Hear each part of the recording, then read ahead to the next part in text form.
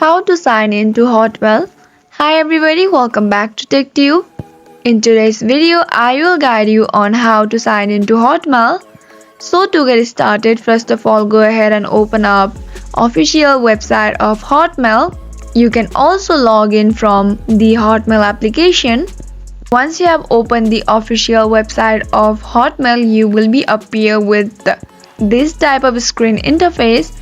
So simply tap on sign in option. Once you do that, you will be appear with the login homepage. Now type down your email and press on next, and then enter your password and simply press on sign in.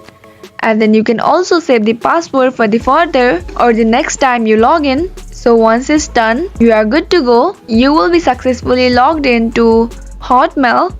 I hope you found the video to be helpful and informative. If yes, go ahead and subscribe to our channel and also press the notification bell for more updates.